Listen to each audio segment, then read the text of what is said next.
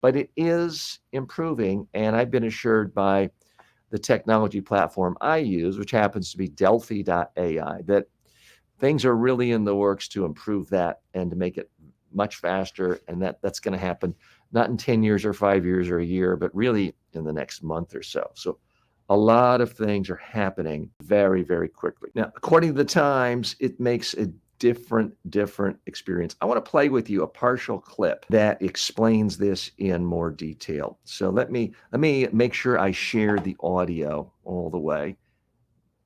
And my colleague Ben, under my name, has just posted the link to this New York Times column. So let me go ahead and share this clip that goes into some of these details at greater length. So I'm sharing my audio. I'm going to keep it on a smaller screen because I don't want anyone accusing me of stealing copyright. So with me on the screen, it makes it a more arguable case that I'm not stealing the intellectual property. Let's take a look.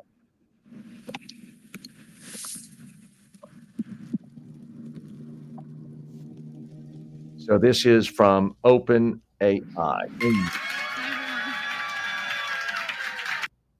I'm going to fast forward a little so we can get to some of the meat. Including our free users.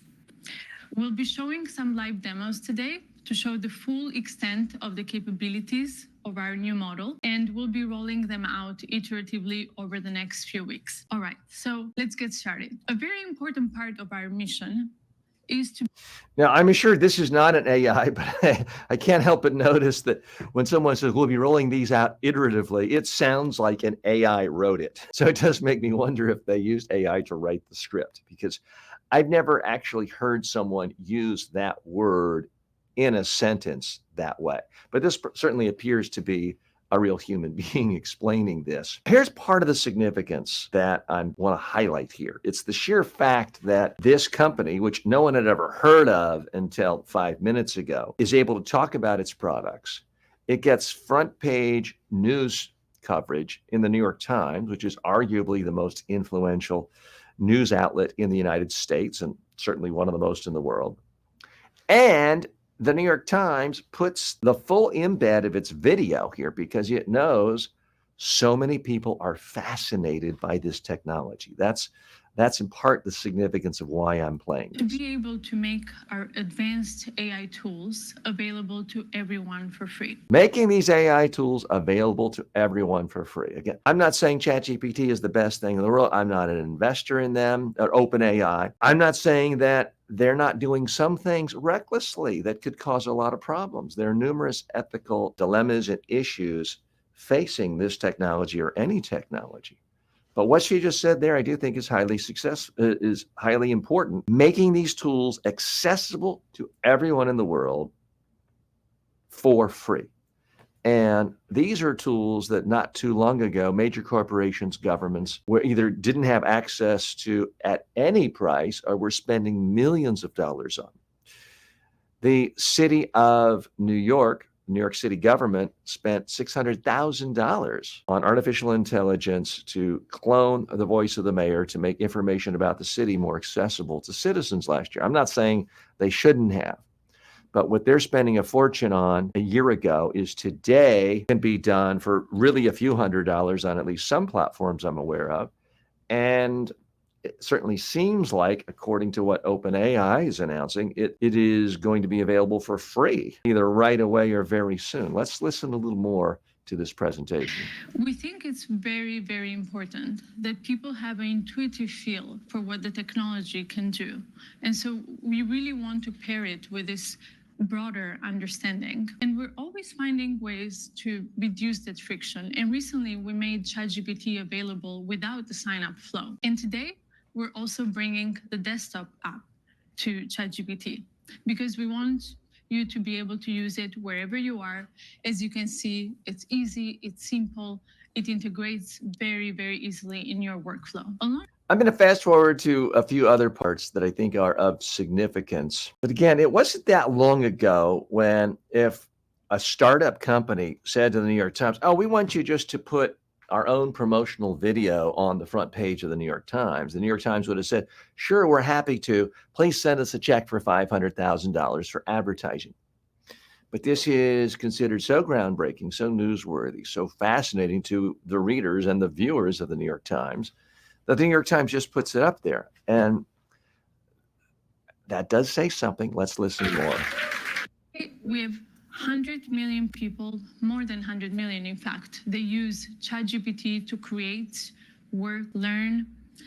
And so this 100 million people using ChatGPT has been talked about a lot, but we're all used to big numbers all the time. And Facebook has 2 billion, 3 billion users now. It doesn't sound like that much. Well, everyone forgets, it took years and years and years before Facebook got to 100 million. It took decades for TV and radio to get that kind of an audience, and ChatGPT did it very quickly in a matter of months. So this is profoundly transformational in how quickly the world has embraced artificial intelligence. And I use it in my business for things like titling these videos and helping with newsletters.